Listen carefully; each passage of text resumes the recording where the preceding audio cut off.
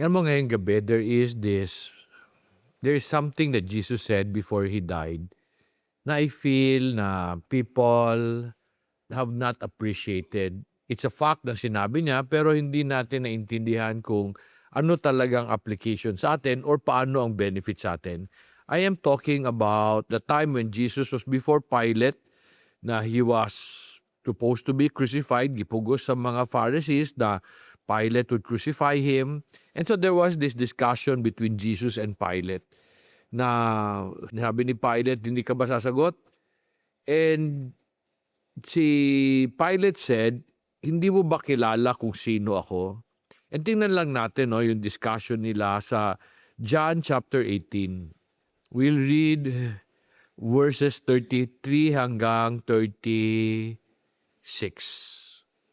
Sabi ng John 18:33, therefore Jesus entered again into the praetorium and summoned Jesus and said to him, are you the king of the Jews? Jesus answered, are you saying this on your own initiative, or did others tell you about me? Verse 35, Pilate answered, I am not a Jew, am I? Your own nation and the chief priests delivered you to me. What have you done? Verse 36, Jesus answered, my kingdom is not of this world. If my kingdom were of this world, then my servant would be fighting so that I would not be handed over to the Jews. But as it is, my kingdom is not of this realm. Alam mo, Rome then was the ruling empire. Parang Amerika. During their time, wala kang pwedeng gawin na hindi sila papayag. Kaya nga, the Pharisees wanted to kill Jesus, nagpapaalam sila sa Romans. During the time, no one can challenge them. Today ba meron ganong kingdom? Meron ganong empire? Meron? Amerika, di ba? Today, halos lahat ng tao kailangan magpaalam sa kanila. Sila nagde-decide sa tariff, sila nagde-decide kung saan ka bibenta, sila nagde-decide. So parang today, everything is passing through America. Parang ganun ang Rome.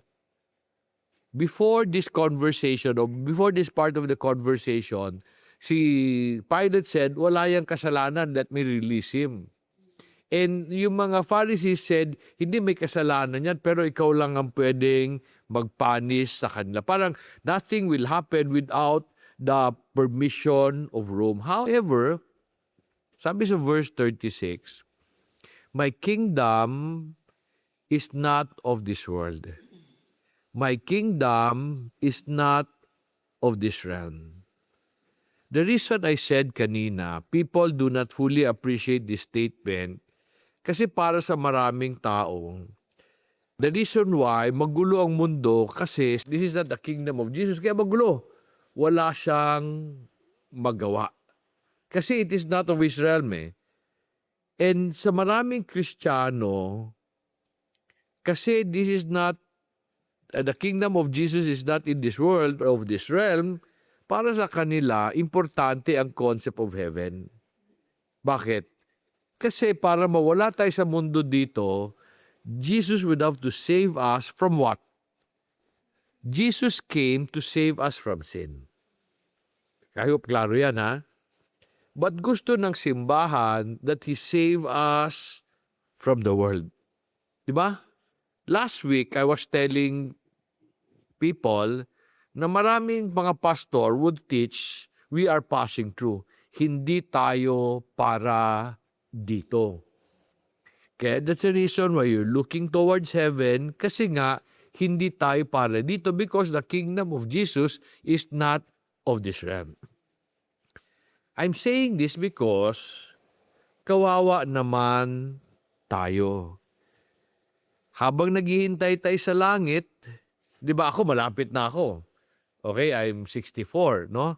Siguro, if I die by 90, meron pa akong 26 years, di ba?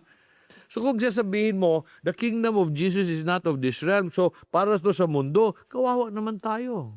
Hindi tayo magkakaroon ng peace until we go to heaven. Naalala ko when I was sharing, si Hannah had to react, sabi niya, but our hope is always to go to heaven. Kasi yun naman ang turo talaga sa mga kwan. we are looking towards heaven. Ako lang, naawa ako pag ganyan lang ang perspective natin. Kasi imagine, before we get to heaven, magtitiis tayo dito. And Jesus made a statement, sabi niya, His kingdom is not of this world. Ang tanong ko, is He referring to the physical world? You think about it. Sinasabi ba niya itong mundong ito hindi sa Kanya? Or is He referring to a world system created by man? Let me explain ha. When Rome was the ruling empire, the world that they were referring to, anong world yon? The Roman Empire. The Roman Empire, when I was checking, would stretch from Britain to the Persian Gulf. It was like 4,000 kilometers wide. In that world, they controlled finances, they controlled trade, they controlled agriculture. Sila in control. Kaya nga nagpapaalam sila, gusto namin patayin to, magpapaalam kami sa'yo. Now, in that world, outside their empire, were they in control? Pero so sabi ni Jesus, my kingdom is not of this world. What world was He referring to? You know, sabi ko sa inyo kanina, there were two worlds. The world of the Romans, their empire. When they talk of the world, they were talking of their empire. Ang tanong ko, paano yung nasa labas ng empire na ito? Sino ngayon in control? Can you turn your Bibles now to Psalm 24, verse 1? Then there's another world. Sabi niya, the earth is the Lord's and all it contains. Yung Roman Empire ba nasa world ni Christ? Sabi niya, the world and those who dwell in it. Akaso lang, sabi ni Jesus, my kingdom is not of this realm, meaning it's not of your system. However, God still owns the world. Naintindihan niyo yun? Sabi lang niya, yung sistema niyo, hindi akin yan. However, hindi naman niya sinabing hindi pa rin siya ang may-ari ng buong mundo. The Roman Empire have their rules, have their system. Lahat ba ng rules ng Roman Empire align sa rules ni God? Definitely hindi. Magkaiba sila di ba? Meron silang crucifixion, marami silang Diyos, iba yung financial system nila.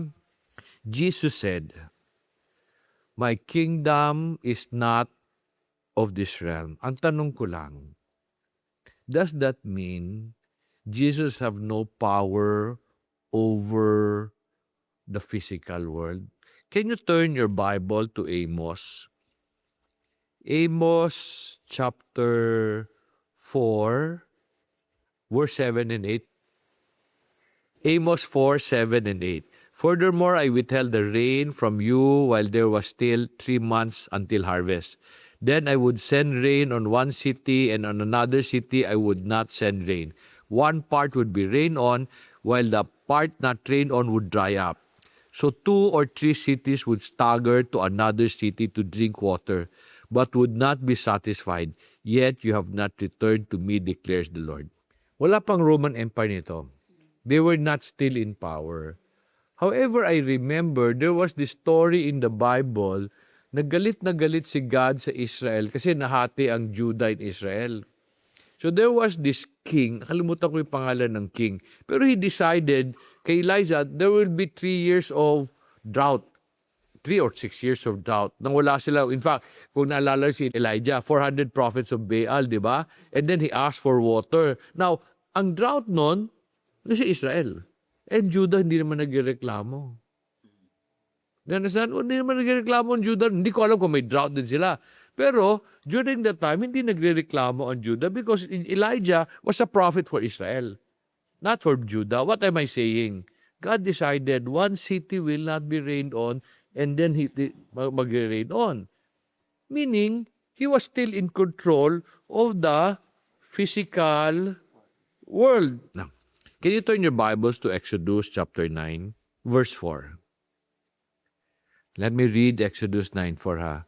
But the Lord will make a distinction between the livestock of Israel and the livestock of Egypt, so that nothing will die of all that belong to the sons of Israel. Now, let me ask you a question. Where was Israel then? Where were the Jews then?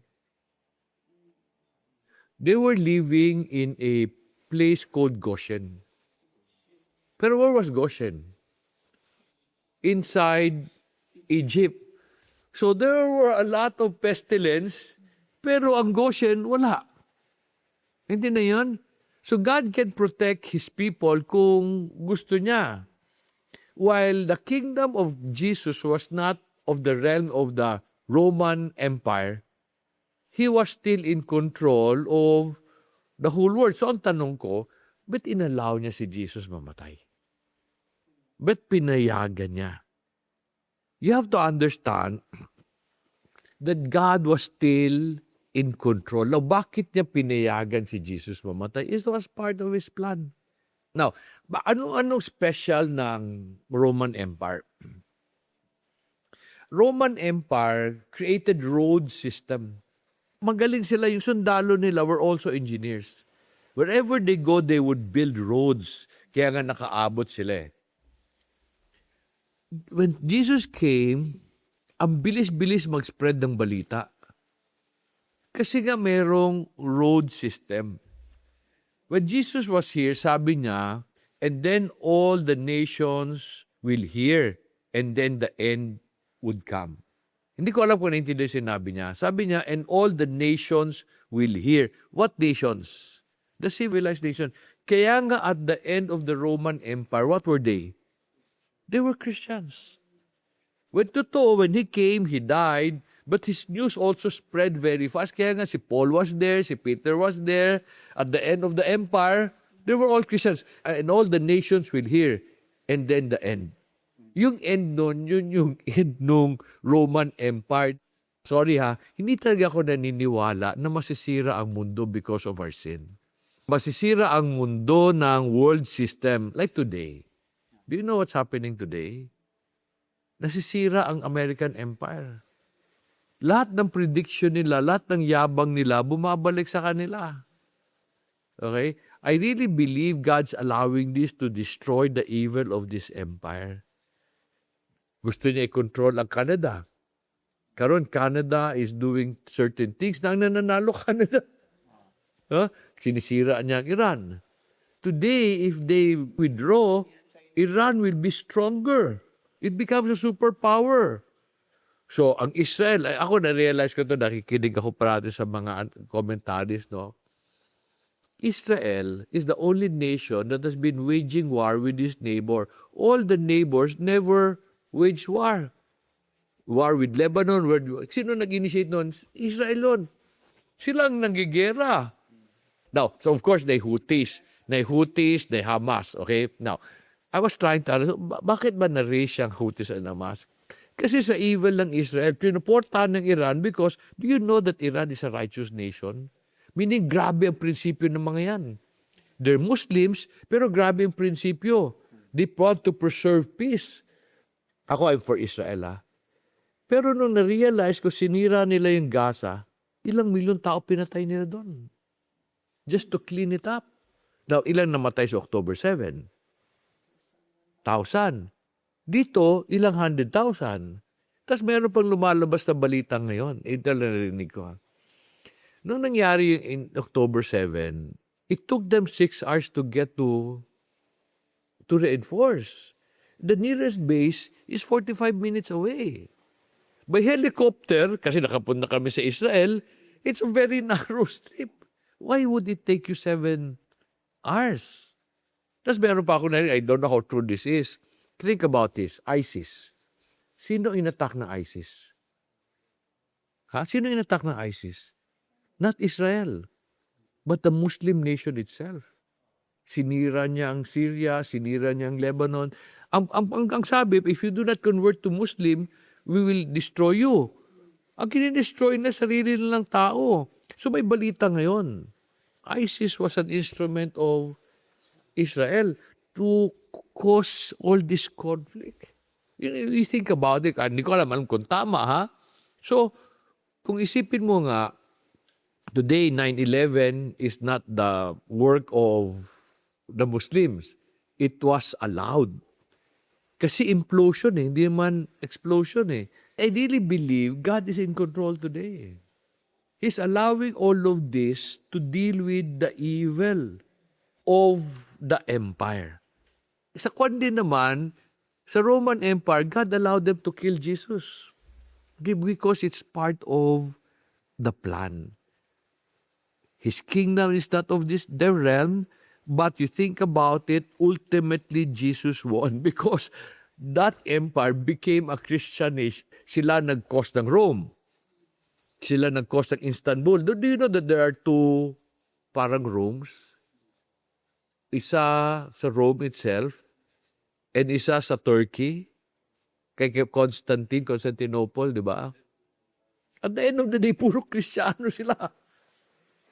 Okay? So, ang point ko, when Jesus said that my kingdom is not of this realm, He's not saying He is not in control. He was just not part of the kingdom of the Roman Empire. Today, Israel, grabe ang laban nila. Alam niyo yung kwan? This is the Greater Israel Project. The Greater is, para lang maintindihan niyo, ano ba itong Greater Israel Project? Can you turn your Bibles to Genesis 15, verse 18? What is this Great Israel Project? Sabi nila, we would like to reclaim the land God promised us. Okay? Genesis 15:18.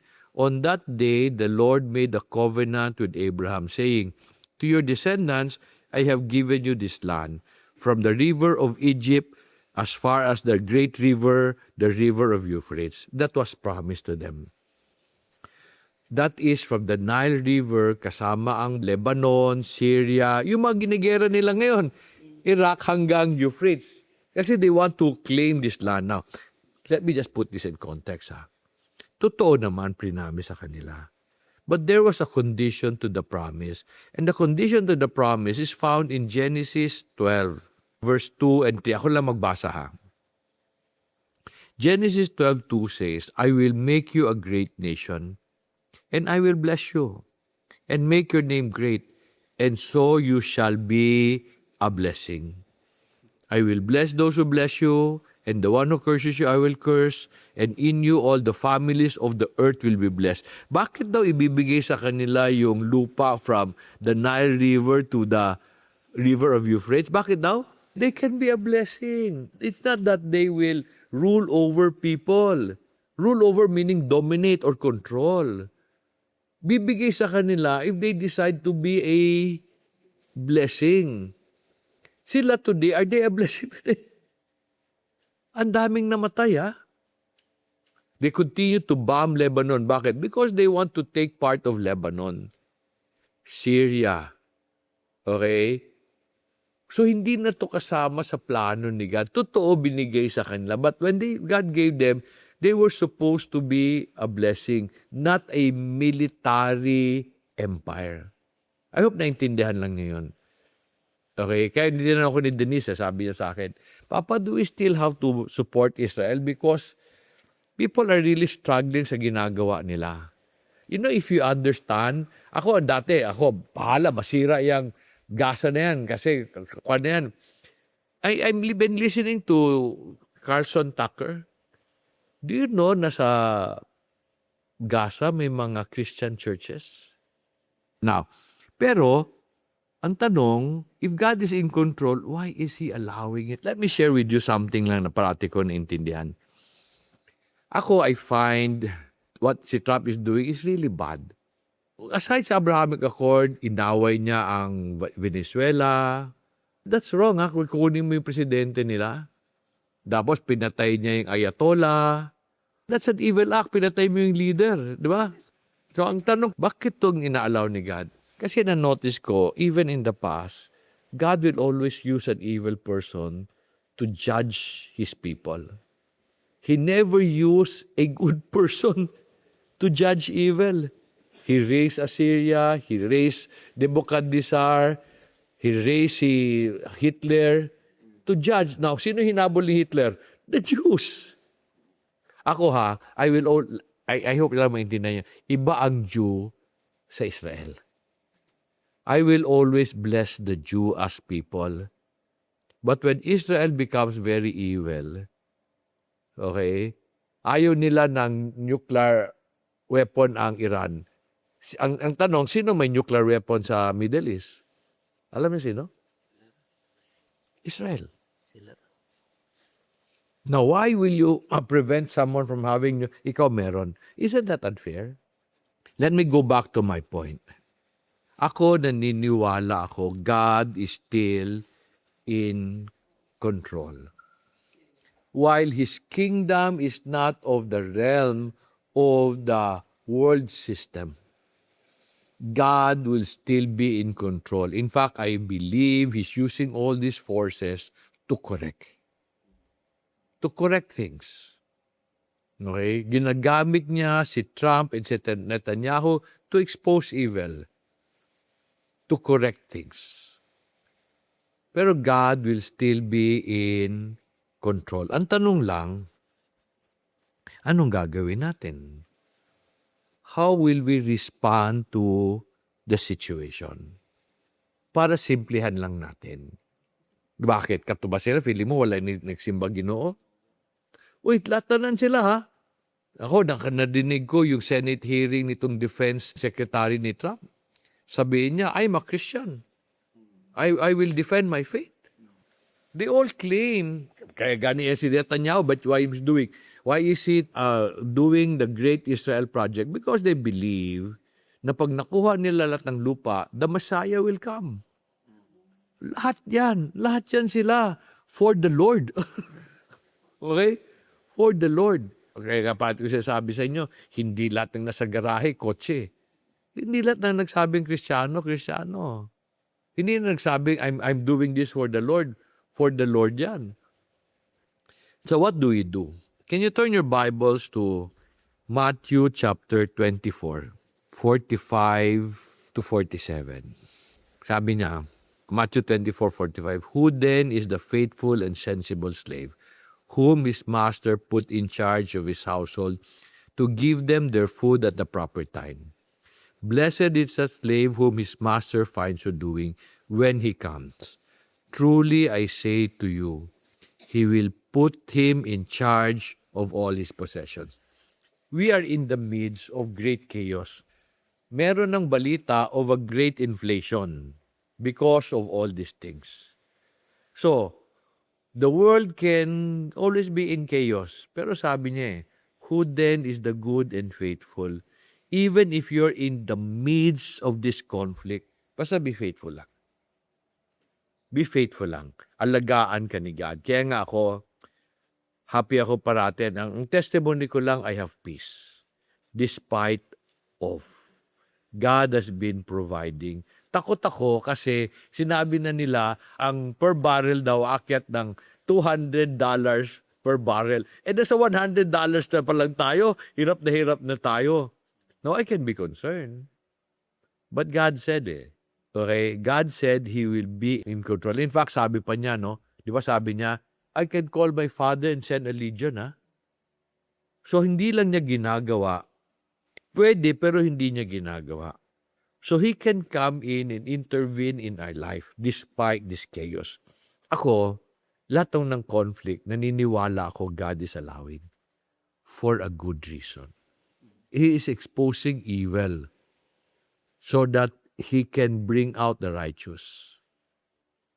Now, when I say righteous, I am not saying Christianity. I am not saying Jews. Hindi ko naman masasabing Muslim. But ang righteous are those who do the will of the Lord. Hindi lahat ng Hudyo, matino. Hindi lahat ng Kristiyano, matino. Hindi rin lahat ng Muslim, masama. Okay? Now, I'm not saying they're better than Christians, pero if you act and kill people, the innocent, hindi rin tama yun. Kasi those are God's children also. So, pasimplihin lang natin Focus on what you are doing. If you continue to obey, God will take care of us despite of what's happening around us. Akyat ba ang gasolina to 150? I don't know. But kung dumating man yon, God will take care of us. Basta faithful lang tayo. The kingdom of God is not of this realm, the world system. But the kingdom of God is over this realm because He owns the earth. Okay? So I hope ma-encourage kayo dyan para parati tayo may peace. Okay? We'll pray, ha? Heavenly Father, maraming salamat that you remind us that though your kingdom is not in the realm of the world system, the civilized world, you are still over that system. And Lord, you can interfere and you can bless us despite of the conflict around us. Ako, Lord, salamat for reassuring us that you will take care of us as long as you find us faithful. So Lord, yun ang prayer ko sa amin. That all of us will be faithful. That all of us will do our responsibility to the best of our ability. I pray na sana, Lord, matuwa ka sa amin. Bless everything that we're doing, yung mga trabaho namin, negosyo namin, yung mga pag-deal namin sa ibang tao. Father, will you continue to just take control of our lives? And then, Lord, may request din ako. Sana when people see us, they will understand that we are walking with you and that you have found favor in us. In Jesus' name we pray.